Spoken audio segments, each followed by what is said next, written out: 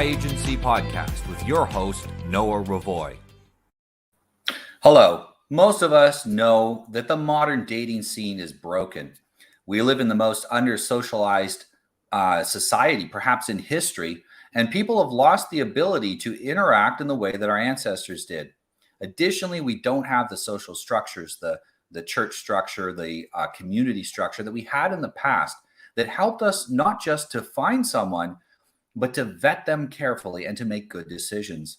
And on top of all of that, we have a ton of lost ancestral wisdom that our great great grandparents would have instinctually known and passed on to their children about how to pick a mate.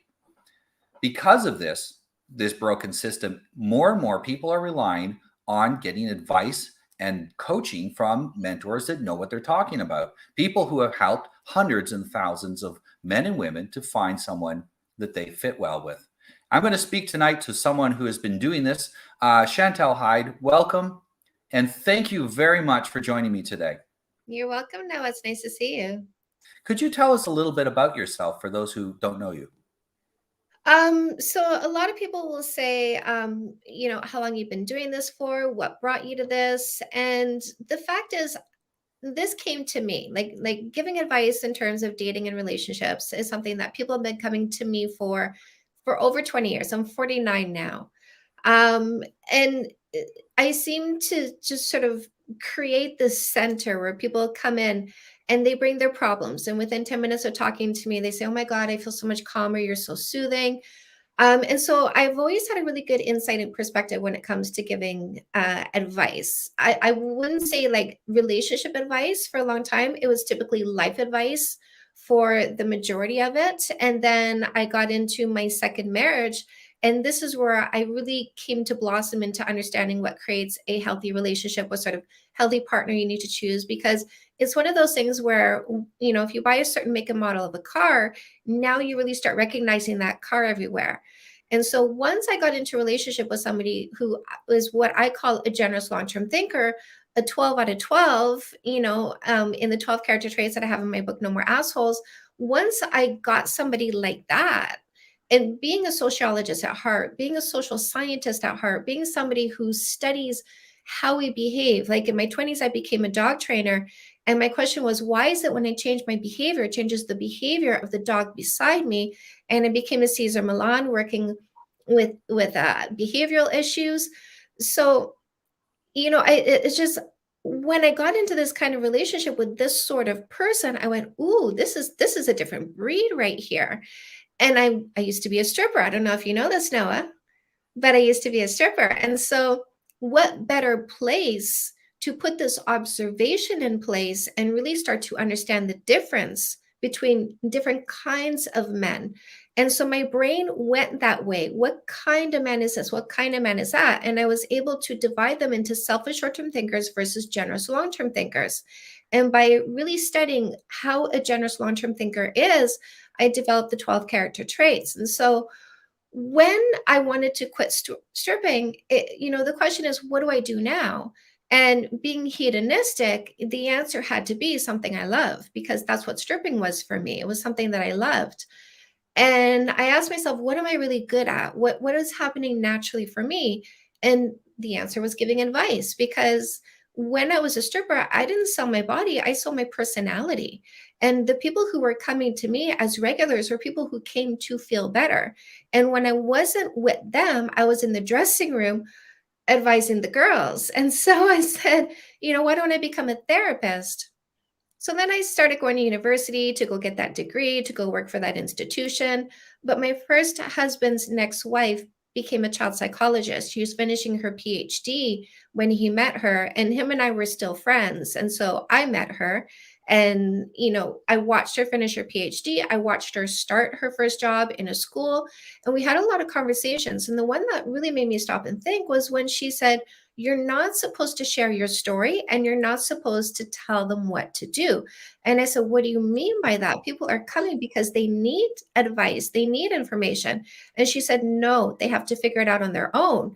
And my brain blew up, because that was exactly opposite of what I wanted to do. And I realized I needed to get out of university, because the only reason I was in university was to get that piece of paper. And so I needed to stop wasting my time and money because I needed to start my own business because I wanted to do it my way.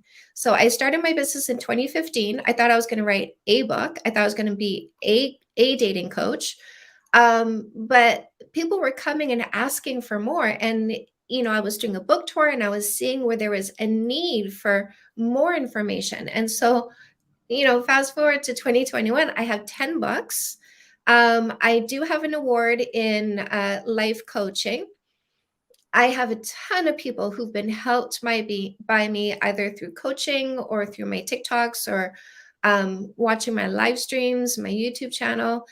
And I'm just overwhelmed. Honestly, I cried yesterday on a live stream because this journey has been very intuitive, very natural, and extremely rewarding. It's interesting that most of the people I know that are coaching, they were a coach and then they recognized they were a coach. Right. It's not like they became a coach. They were, and that's basically what happened to you. You were coaching people, you were mentoring people around you, and then you recognize that's who you were at a certain point.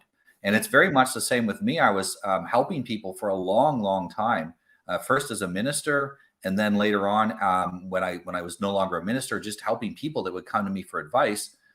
And I realized at a certain point that I need to do more of this, and the only way I can do that is if I make it a profession. And so I started then to charge for it, and it really it's pretty consistent theme. I really like the criticisms you made of the what would you call it, the therapy industry. It's an industry, and that's the very first thing we have to recognize is it is an industry, and that's why they have all of these rules. It's not designed for the highly skilled person that is a natural coach and mentor. It's designed to take someone with zero skills in helping people and get them good enough to get people not better, but back working again. So they're part of the tax base. And that's the objective of the therapy industry. Whereas if you really have a heartfelt desire to help people, that structure strangles your ability to actually help them. Yeah. Can you imagine going to someone for advice and not being allowed to know anything about them because they can't tell their story? They can't, you can't have any kind of actual intimacy with your therapist, but all help is based on intimacy. Mm-hmm. It's based on being able to trust each other. And that only or intimacy comes through trust, but you have to build trust by sharing. And if you can't share your story, how do you do that? It's very difficult. I think you made the absolute best choice you could have. Yeah. Well, we as the lay person doesn't know they're not supposed to share their story. Right? Like we don't know that. We don't know. And here's the thing about that rule is it insulates the therapist from saying what you're coming to me for, I've never experienced. Yeah. And I think that's why that rule exists, so that it saves them from saying, I've never overcome depression myself. I've never had to overcome grief myself. I'm still fighting in my relationship. So I've never gone to a zero fight phase in my relationship. So I think those rules are really meant to blindside us in a certain way and keep us from understanding that the therapist that we're going to doesn't actually quite understand what we're going to them for. Yeah, I that was definitely fits what I've seen. In fact, I know a number of therapists in the last couple of years that have given up their therapy practice and become coaches, and they said it was liberating. They no longer had to follow this book of rules and regulations. And for example, most of them you can't see people outside of your area. So if you're located in Canada, you're not going to be able to see people internationally. That might be where the people need help. They might not be next door to you. They might be far away. And so Right. I really think that there is power in what coaches are doing. And I think that's actually something, because I'm today on with another coach, we could talk a little bit about is what does a coach do for you? Mm, right. I know for me, it's giving tools, and like my clients never leave a session without homework. It's leadership, right? So my number one relationship rule is it's not fair to ask for anything you're not willing to do first. And whether I'm on a live talking to somebody whose face I can't see, or I'm on a coaching session with somebody who's paid for my time, this is a relationship. And I will not ask my people to do anything that I haven't done myself. So leadership, I find, is very important. And people will ask me, what does it take to become a coach? How do you become a coach? And I say, listen, in my mind, don't try to coach something you've never been successful at. Yeah. So what was the question? I'm sorry. What Oh, are the sorry. coaches? What do coaches do for you? So giving tools, showing leadership, right? And showing that you understand them. So using yourself as an example so that they can relate. Because when people see that you have traveled this journey and you've been where they are, and nobody can fully ever stand in someone else's shoes, right? It's impossible for two beings to occupy the same space. So, but being able to say, you know what, I've had suicidal ideology, I've had an eating disorder, I've had an addiction, I've been so depressed and anxious, I wanted to tear my skin open to exit my body because the discomfort was so intense. I've hit that point in my life where nothing brought me pleasure, not even my favorite music. It sounded out of tune in my ears. It drove me crazy that there was nothing good. I've been there. I fought for 10 years with my husband. I chose the abuser. I chose the people who cheated on me. I've been there. And now I'm here. And my seriously, my scalp just prickles when I say that because it's such a huge journey. But when I say you can be there and you can come here, it gives them hope. And I hear this word a lot. Like, I love your books. I love what you say because it gives me hope. Yeah, a friend of mine who's also a mentor, she said that almost always the very best mentors have gone through a lot of suffering. And she actually explained this is not new. This has been through time to the point where in the ancient world, shamans had to go through different rituals of suffering in order to understand the suffering of other people so that they could cure them from that. And I agree with that too. I've been through terrible illnesses and other things which nearly killed me, and I've dealt with physically induced anxiety that you couldn't escape through your mind because it was physically induced due to illness. And I've been through these kind of things, and so it makes it a lot easier to help people. And one of the things we see though, that so people will say, "You've never been through anything bad. How can you give advice?" And then they'll also, if you've been through difficult times, they'll say, "Oh, look at all the mistakes you made in the past. How can you give advice?" And Right. it really is. People will tend to judge others, and I know because some of the criticism videos of you were basically saying, "Well, you made some mistakes, and therefore, how can you give advice?" Yeah. And that is that is the most ridiculous suggestion ever. It's not where you've been; it's where you are now. Mm.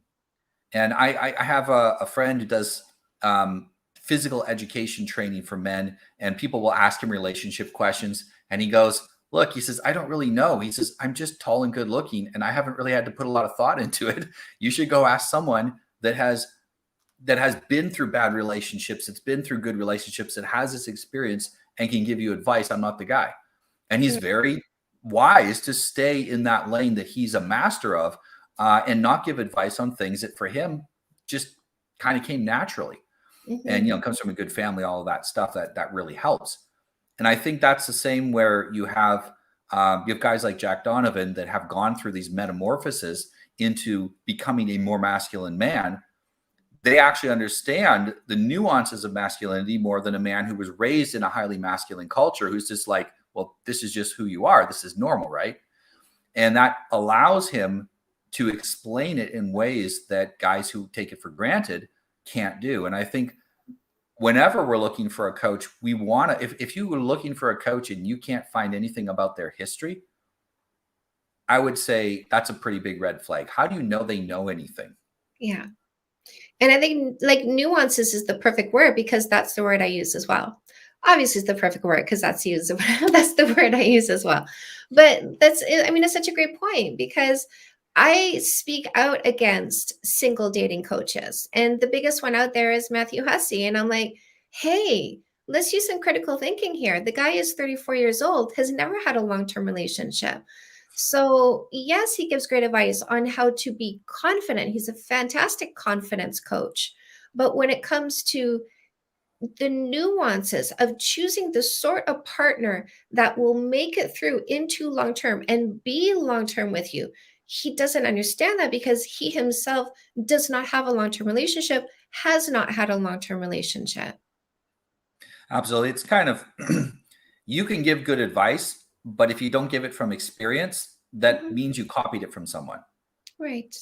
Yeah. Because otherwise, where did you get it from? It didn't come from within. It had to come from outside. Now, I guarantee you, much of the advice I give, maybe it overlaps a lot with your advice. Mhm. Because if you're honest and if you're experiencing life, you'll often come to very similar conclusions. The difference is when a client comes to you and, it's easy to make a presentation about something you studied. But when a client comes to you with their very specific problem, and I'll have clients come to me, an hour-long session, 15 minutes in, I know everything about them, not because they've said it. The things they say, the things they don't say, the way that they inflect on certain things they say, the facial movements they have around certain subjects when I poke them with did this ever happen to you in your childhood, or that, or the other thing? And I see, and they'll say no. And I know that no is a lie because I've been doing this for so long. And then I will gently coax them to share if they want what's going on. It's hard to help someone that won't open up. And you can't do that if you haven't been through bad situations, if you haven't been working with people who've been through bad situations for years. This isn't the kind of thing. That's why I say most coaches were helping people for years before it became a profession. Yeah. Because it takes, I calculated when I started 8 years ago that I already had 10,000 hours spent in direct coaching Mhm. when I started doing this for money. And Yeah. I figured 10,000 hours is about what it takes to master something. So that's why I'm Mhm. good at it. Yeah. And I figured, hey, if I can make this into a living, I'll accumulate and get much better, much quicker.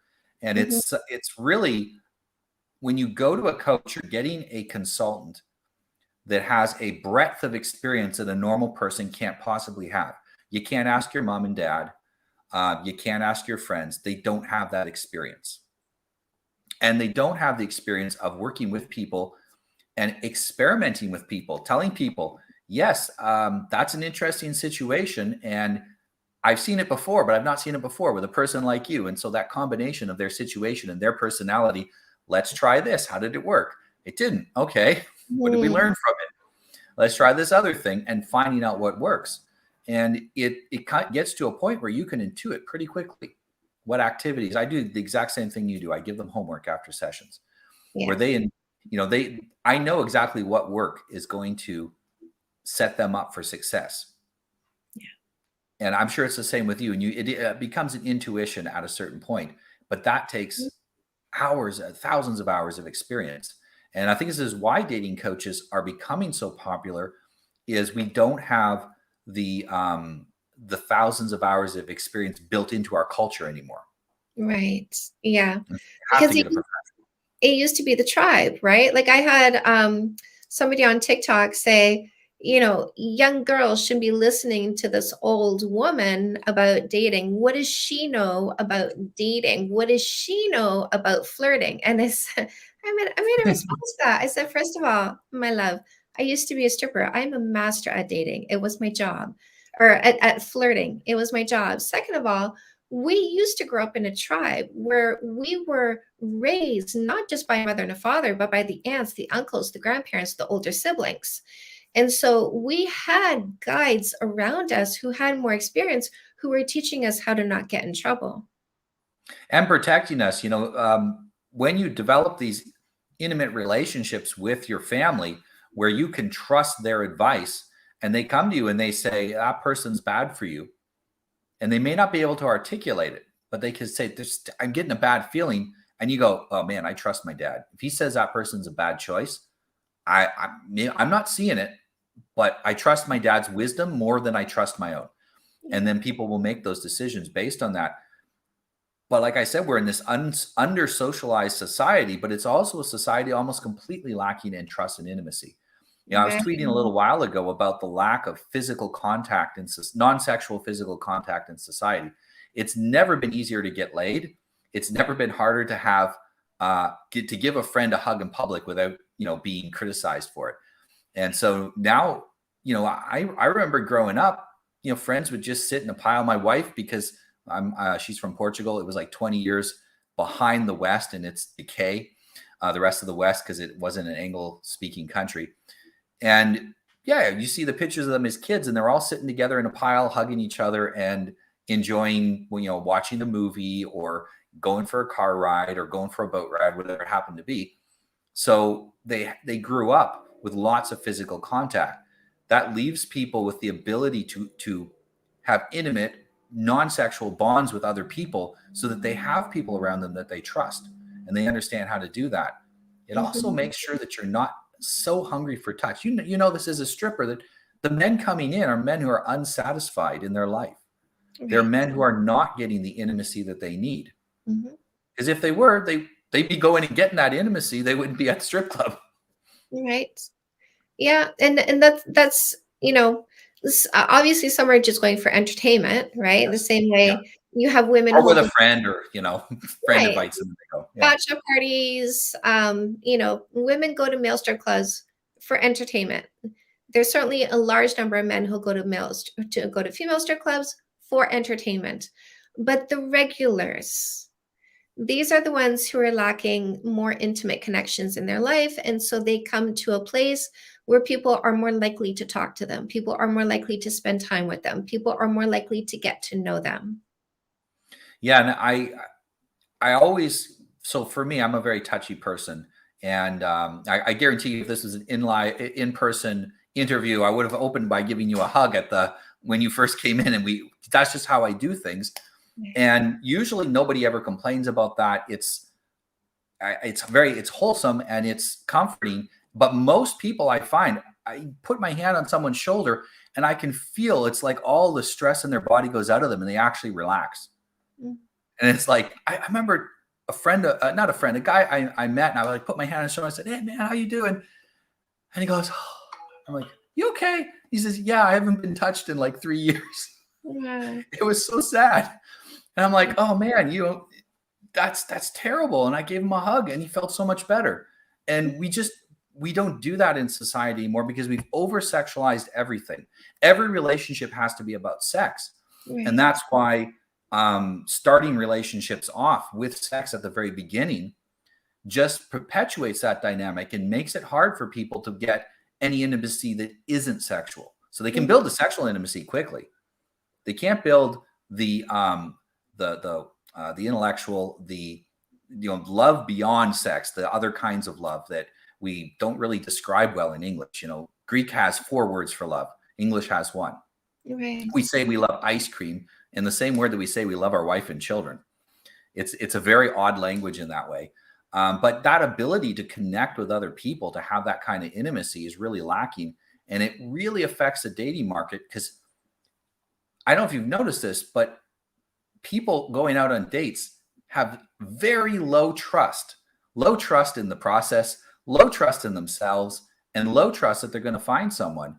And when you don't believe in what you're doing, when you're lacking in trust of it, it's incredibly hard to be successful.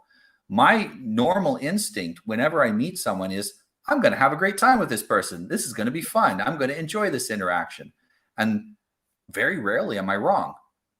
Most people go into interactions. A lot of men go on dates and they're literally thinking in their head, I hate going on dates. I wish I didn't have to do this to find a wife.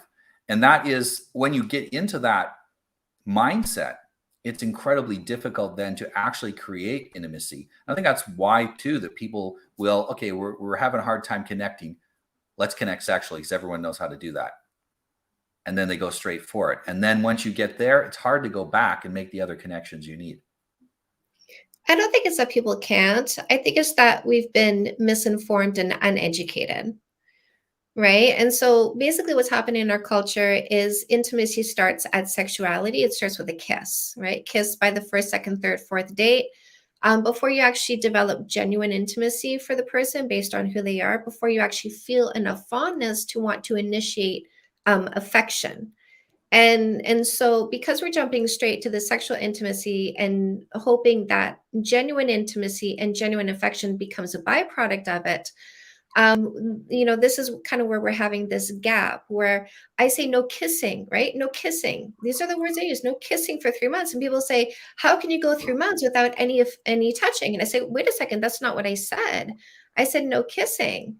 Right. And so that's how this lack of information has changed how they think about intimacy. Is when you simply say remove this one factor, they think there's no touching whatsoever. Yeah, if you remove the sexuality from the intimacy, it no longer exists in their mind. Right.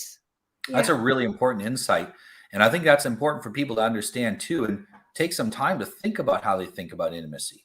Mhm. And a great one is if you see, you see two guys give each other a hug, you immediately, oh, they must be gay.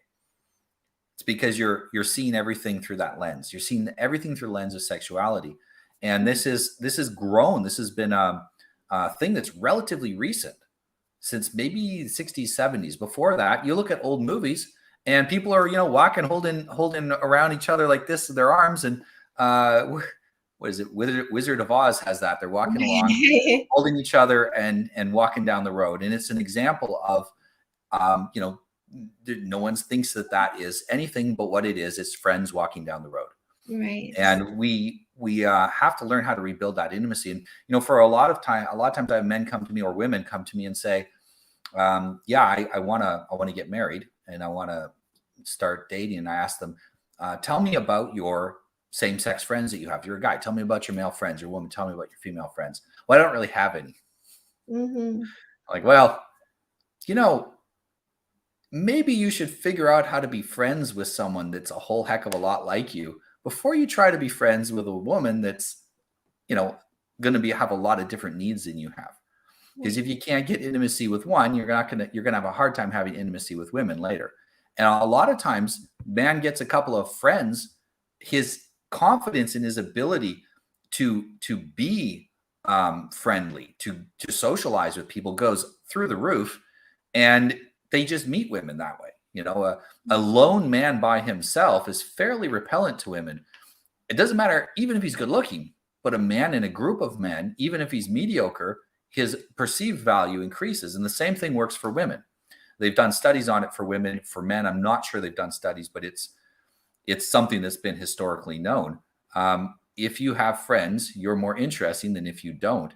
And Mhm. that's usually for me, one of the first things I encourage men to do is go strengthen your friendships and make sure that you can get along with your friends, because you're not going to get along with a woman until you can figure that out. Right. So yeah, it's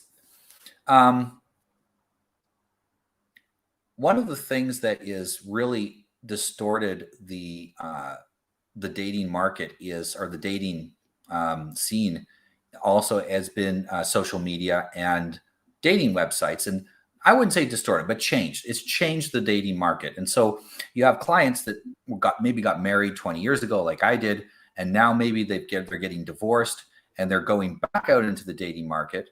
And things have changed so much that everything they knew before is different.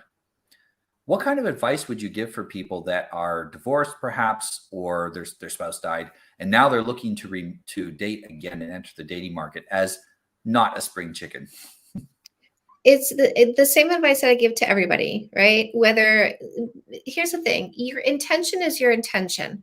And there's two intentions. There's I intend to just have fun and just have some hookups. I intend to get into a relationship. Or there's even three if you want to take it a step further. I intend to do neither, right? I just intend to be celibate. So pick your intention and then make your behaviors match your intent. But the behaviors matching the intent align regardless of what your age is, because they are ageless. If you want to hook up, no matter how old you are, go get a hookup. If you want to be celibate, no matter how old you are, be celibate. If you want to get into a long-term relationship, no matter how old you are, using logic is a good idea. And gaining knowledge and insight on who the person is before you choose them is a good idea. Understanding how your body functions, understanding that if you kiss somebody, If you're one of those people, and the majority are women, I mean, not men, but if you're one of the majority of women that when you kiss somebody and then someone else says, "Can I take you out?" You say, "No, I'm seeing someone," meaning that kiss equals commitment, exclusivity, and exclusivity is commitment. They go hand in hand. If I'm saying no, I've committed. That's what it means. If I'm being exclusive to that one, I've committed to them. Those words are, it's identical in that context. And so if you're going to commit to somebody for a long-term relationship, understanding who they are first, making sure they meet the 12 character traits, making sure they have the characteristics that you're looking for, making sure they make you laugh. These are important, making sure they share your fundamental values. If you want to get married, if you want to have kids, those things that have to align because you need their cooperation. Making sure they have and they have integrity and they have honesty is important before kissing and committing to that person, regardless of whether you're 18 or you're 88. Absolutely. And you mentioned that the importance of not committing to a man too early for women. And what is the point where it is okay to commit to the person? Aside from noticing your values align, what else is it that allows you to know this is the right person? And I guess what I'm getting at is that it's fairly easy for women to get dates. It's very difficult for women to get dates with men they'd want to marry. And sorry, You I don't. you have to give it time, right? Because you know as well as I do, people have a front. So I just did a podcast session with somebody who's a producer in LA.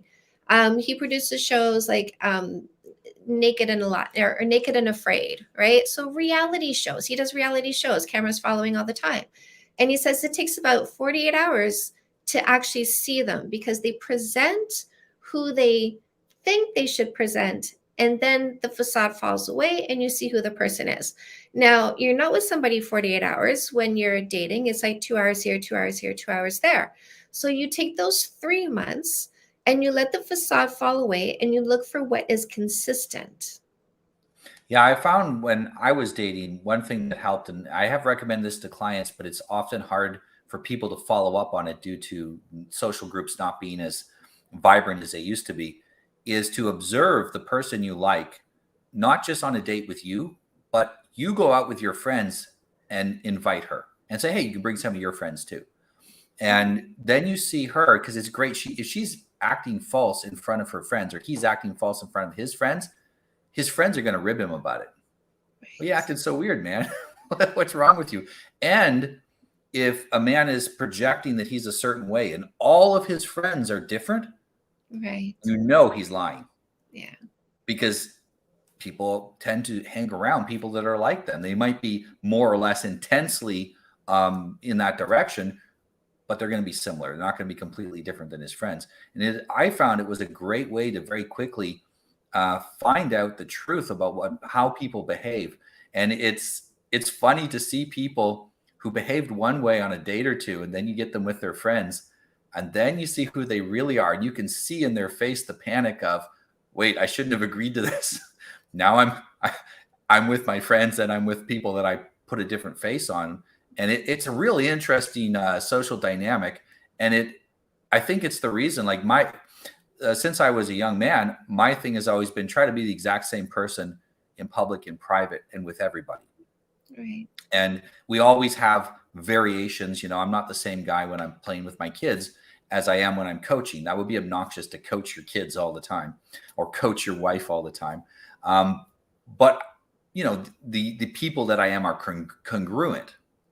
And that's, I think, a big part of what you need to look for in that partner is are they congruent all the time? Are they really who they are all the time? Mhm. Because even if they're not putting on a show, some people are fine some of the time, then something goes wrong. And then them in an emergency is a totally different and unpleasant person compared to them when everything's going great. I always try to get people to at least either stick around long enough, or what I did with my wife is I introduced stress into the relationship. We have to do something together. And that thing is, going to add some stress. And then I can see how we work together under stress. I can see how she functions under stress. And that gives me an idea, because when you're married, it's not always perfect. Sometimes you have stress, and you have to know how you're going to work together under that. So it's an interesting way to test each other out on the dating. But that all takes time. Mhm. Definitely, friends have to be a part of the vetting process.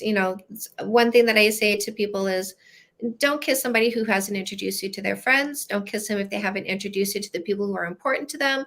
And if you have kids, don't kiss somebody until they've met your kids in a neutral way on neutral territory. And don't bring home a partner as though you bring home a puppy. So don't choose somebody and then bring them home, introduce them to your kids after you've developed feelings, after you've created a story inside your mind of where this is going to go, because you're just going to be conflicted if they don't get along with your kids. Whereas if you introduce them to your kids before you kiss them and they don't get along, then you simply don't kiss them. You don't start that relationship.